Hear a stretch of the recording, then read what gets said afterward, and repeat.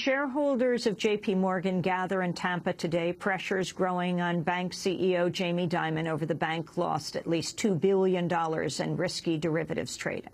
The New York Times reports Dimon and other bank executives repeatedly ignored warnings about the bank's risky bets. So far, 3 J.P. Morgan executives have resigned, including Ina Drew, the head of risk management at J.P. Morgan and the bank's chief investment officer.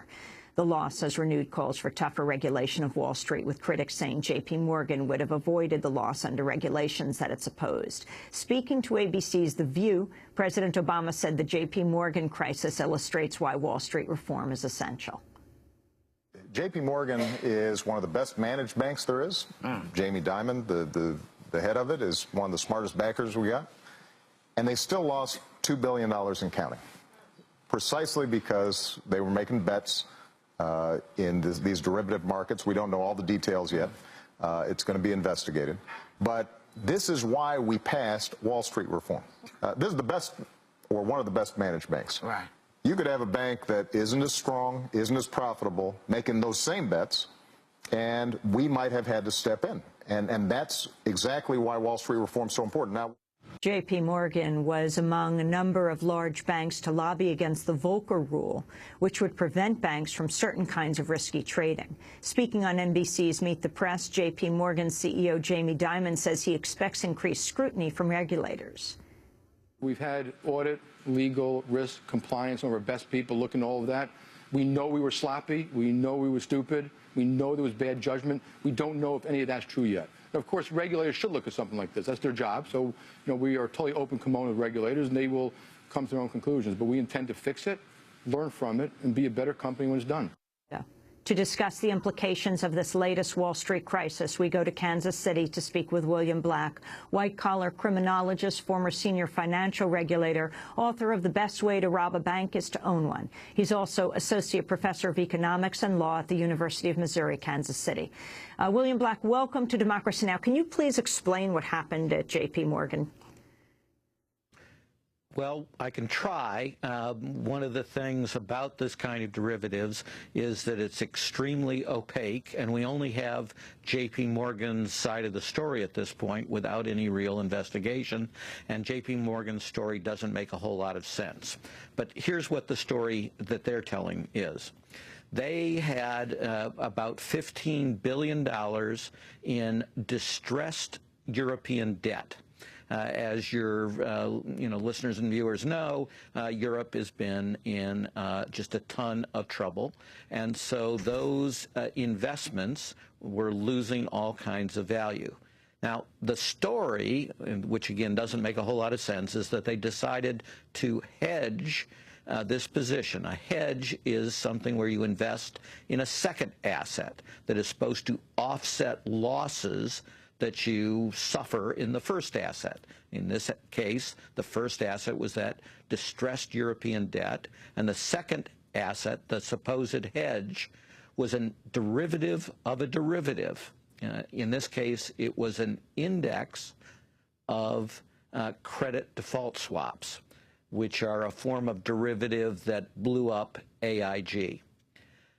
Now then the story gets even murkier, but the claim from out of J.P. Morgan is nobody was looking very carefully at this supposed hedge, and the hedge didn't perform to offset losses. Instead, it increased the losses and increased the losses dramatically, and supposedly no one was looking and no one adjusted for this, and they woke up and they had a $2 billion loss. So that's the story from J.P. Morgan. As I said, that doesn't make sense, and I can explain that if you wish. Explain. Okay, so first, if you have distressed European debt, you're supposed to have already reserved against the losses in it. So why hedge the position at all? Just sell it. Get rid of these incredibly risky assets before they can suffer any additional losses. If you've already got loss reserves, you don't even have to recognize a loss because you've already reserved for it. So you shouldn't have had to hedge, period. Second, if you were going to hedge, you should have hedged. And the way you would hedge something like this is to buy a credit default swap protection. against the bad assets. That would hedge. In other words, if you lost on the value of the European debt, the credit default swap would go up in value, and you would be protected against loss. Instead, they have allegedly bet in the opposite direction by buying this derivative of a derivative. If the European debt lost value, the derivative of the derivative was also likely to lose value. Well, that's not a hedge. That's a double speculation in the same direction. You're doubling down on the bet. And the reason you're calling it a hedge is because it's illegal under the Volcker rule to speculate in this fashion. So the story coming out of J.P. Morgan doesn't make any sense as a financial matter. It seems reasonably clear that this is faux hedges.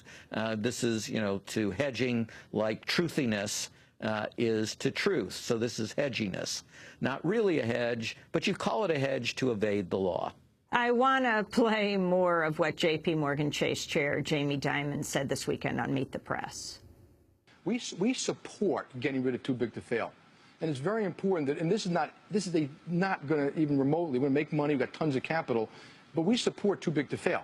We want the government to be able to take down a big bank like J.P. Morgan, and it can be done. We think Dodd-Frank, which we supported parts of, gave the FDIC the authority to take down a big bank. And when it happens, I believe compensation should be clawed back, the board should be fired, the equity should be wiped out, and the bank should be dismantled, and the name should be buried in disgrace. That's what I believe. We need to put that back in the system, and we're working with the regulator to try to get that back in the system. That's J.P. Morgan Chase Chair Jamie Dimon. William Black, your response. Well, you can't have a system work the way he is saying. So if the institution is allowed to stay this large, it will be too big to fail, and its creditors will be bailed out. And that's to prevent what is feared to be a cascade of failures in which one big bank would then cause the failure of the next big bank, et cetera, and you'd have a global crisis. So allowing them to be this big, even conservative economists call this crony capitalism, and they say that it creates such a competitive advantage for the systemically dangerous institution, J.P. Morgan in this case, that it is the equivalent when they compete with smaller banks of, and I'm quoting, bringing a gun to a knife fight. So the only way this can work is to shrink the systemically dangerous institutions, this is the 20 largest banks in the United States, down to the point that they no longer pose a systemic risk. They're no longer too big to fail, and therefore they will no longer have this implicit federal subsidy that completely distorts competition. And of course, we're not just talking about destroying market systems. This also destroys democracy because these giant institutions have so much political power. And lastly, the statement is completely disingenuous because J.P. Morgan, in fact, opposes all efforts to get rid of too big to fail. Speaking of democracy, J.P. Morgan's Jamie Dimon, speaking on Meet the Press, said he understands the anger of the American people with Wall Street. He's interviewed by David Gregory. A lot of Americans are galled by the fact that the American worker is still struggling, and yet banks like yours are making a lot of money. Your compensation north of $20 million has been published in reports. Do you understand that frustration? Sure. People have asked me what do about Occupy Wall Street, and I've said that surprisingly, if the average American has the right to say that the institutions of America let me down, and that's true. And I think if the average American says that's predominantly Washington and Wall Street, broadly defined, I think that's true too. Washington and Wall Street, the epicenter, I blame both of them. I mean, there are a lot of policies and procedures. I think when you go beyond that and start to blame every single banker and every single politician, every single bank, no, it's not true. A lot of banks were a port in the storm. Not all the banks needed to be bailed out. A lot of them did things like Bear Stearns, WAMU, Wells Fargo bought Wachovia, and did everything to help.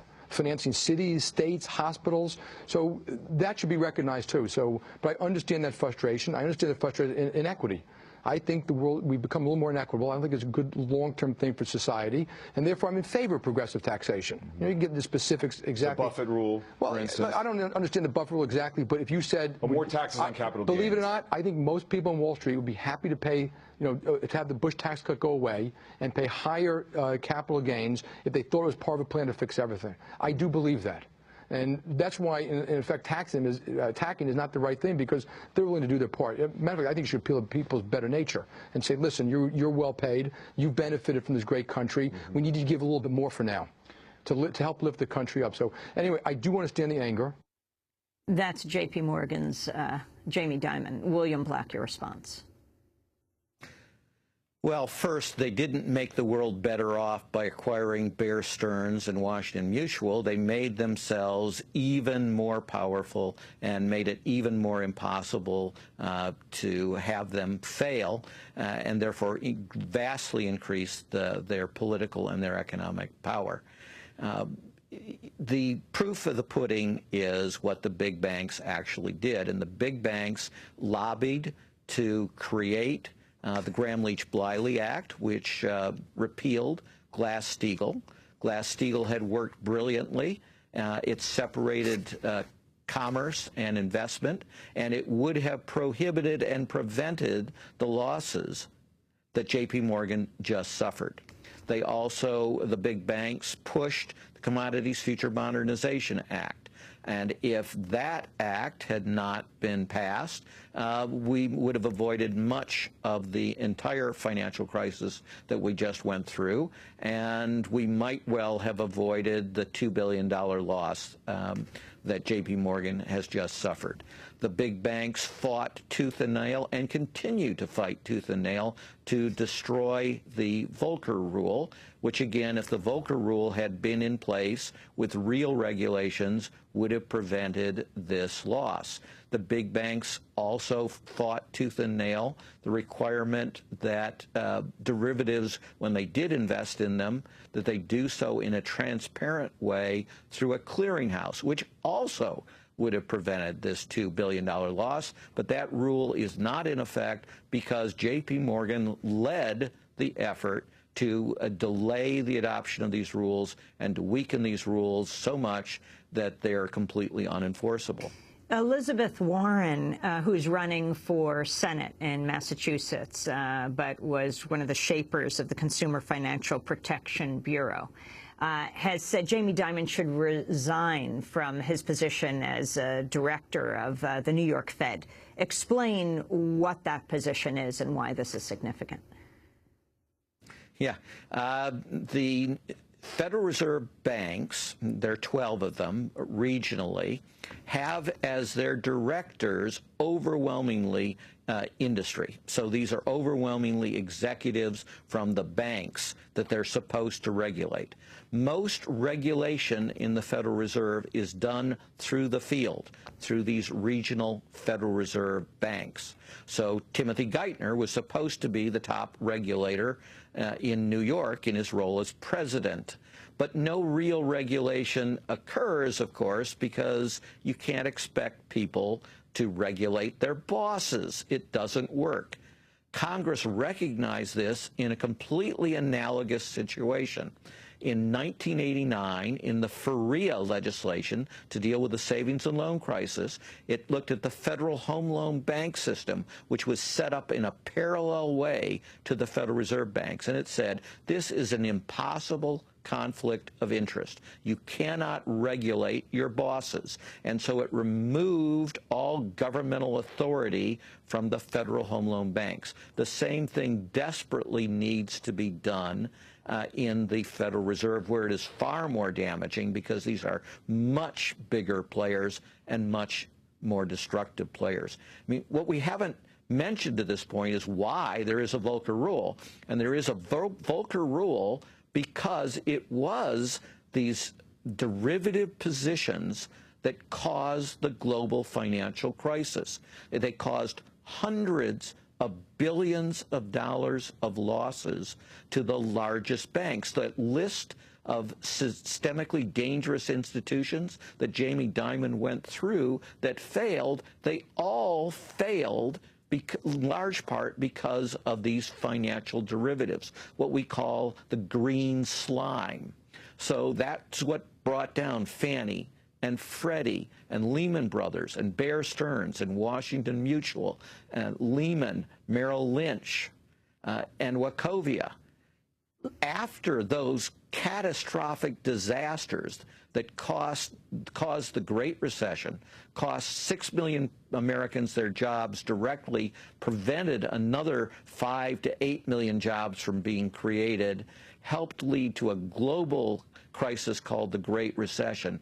After that, the banks still fought to be allowed to do exactly the same kind of derivative trades. And even when the Volcker Rule was adopted, over their opposition and over the opposition of the Federal Reserve and of Treasury Secretary Geithner, who remains true to his former boss, Jamie Dimon, after that they gutted the rule, at least the draft rule, to implement the Volcker Rule. And unless it is changed, the Volcker Rule will be essentially unenforceable, because you're allowed under the current draft to simply call something a hedge, even though it operates in the exact opposite of a hedge. And voila, this hedginess is okay, and the losses just mount up and produce the next disaster. William Black, I wanted to end by asking you quickly about the economic crisis in Europe. In Spain, over 100,000 people took part in anti-austerity rallies Sunday. In Greece, anti-bailout parties won the nation's recent election. And in France, François Hollande was sworn in today as France's new president, becoming the first French socialist in power since the 90s. He recently said his enemy was the world of finance.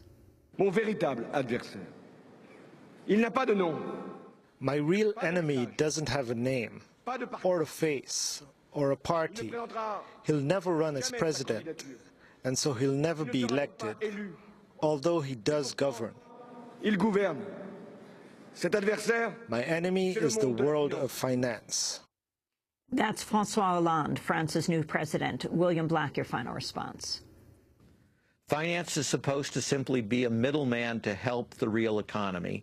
It, in fact, now completely dominates and is a parasite on the real economy. German austerity has pushed the entire Eurozone into recession and the periphery into Great Depression-level unemployment. And the same arguments are being made in the United States and are used as a pretext to try to destroy Social Security, Medicare, and Medicaid.